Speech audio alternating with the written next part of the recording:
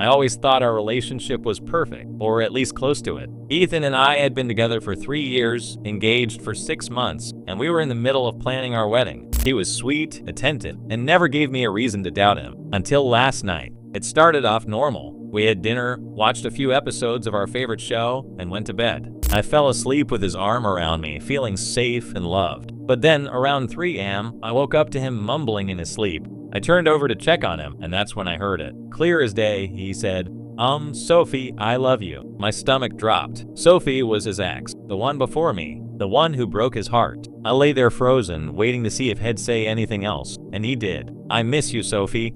I wish things were different. I quietly slipped out of bed and went to the bathroom, my heart pounding. I stared at myself in the mirror, feeling sick. Was he still in love with her? Was I just some replacement? My mind raced, piecing together every little moment in our relationship that suddenly felt like a red flag. I barely slept after that. In the morning, I acted normal, too normal, but inside I was screaming. I had to know the truth, so I did what any rational person wouldn't do. I snooped. Ethan was in the shower, so I grabbed his phone. I knew his passcode. He never hid it, but I had never felt the need to check. Until now. I went straight to his messages. Nothing suspicious. His emails? Clean. Instagram? Normal. Then I opened his photo album, and my heart stopped. There was a hidden folder, and inside, dozens of pictures of Sophie. Recent ones. Some were old photos from when they were together, but others looked like they were taken recently. Candid. A photo of her walking her dog. One of her at a coffee shop, laughing. Another of her sitting in a restaurant, eating alone. These weren't just pictures. They were taken without her knowing. I was shaking. My fiancé, my loving, perfect fiancé, was secretly following his ex around, taking pictures of her like some obsessed stalker. I felt sick. The shower turned off. My time was up.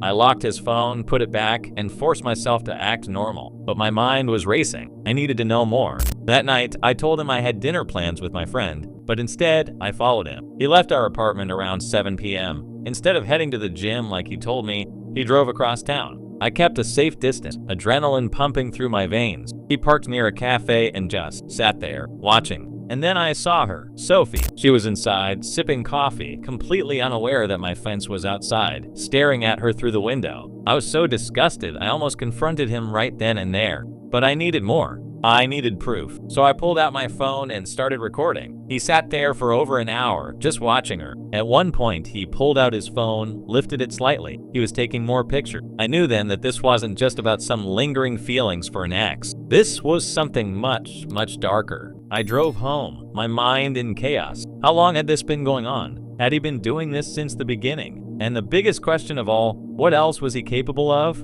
I didn't sleep that night. The next morning, I confronted him. I kept my phone recording in my pocket. I started off calm. "Do you still think about Sophie?" His face went pale. "What? No, why would you ask that?" I tilted my head. "Because you said her name in your sleep."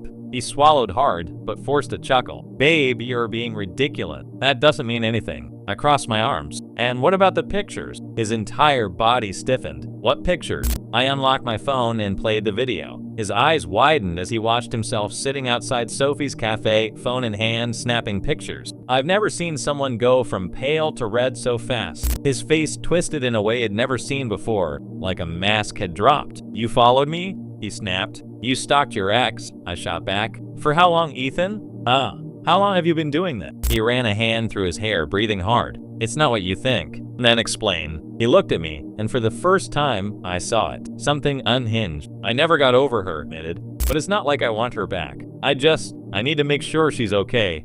I need to see her." My blood ran cold. "That's not love, Ethan. That's obsession." He stepped toward me, but I backed away. His eyes flickered with something dark. "You don't understand." "Then help me." My voice was barely a whisper. He exhaled sharply, his hands shaking. I feel responsible for her. After what happened." I frowned. "What do you mean?" He hesitated. "She never told you, did she? About why we broke up?" I shook my head slowly. "She didn't leave me," he whispered. "I left her after the accident." My stomach twisted. "What accident?" Ethan's face darkened. "She was pregnant. The room spun. She lost the baby," he continued, his voice hollow. "Because of me. Car crash. My fault. I left her because I couldn't face it." And now, his voice cracked. "Now I can't stop thinking about her." I was speechless. I wanted to feel sorry for him. I really did. But following her, taking pictures, whispering her name in his sleep, That wasn't grief. That was something else entirely. I knew then that I couldn't marry him. That night, while he was asleep, I packed a bag. I left my engagement ring on the nightstand with a note. "I hope you get the help you need." And I walked away. The scariest part, I still don't know if he ever stopped watching her, or if now he's watching me. If you made it this far, you need to hit that subscribe button. This story had twists, turns, and chills. And trust me, there's more where that came from. Drop a comment if you've ever had a creepy ex situation, or if you had run the second your partner whispered someone else's name in their sleep.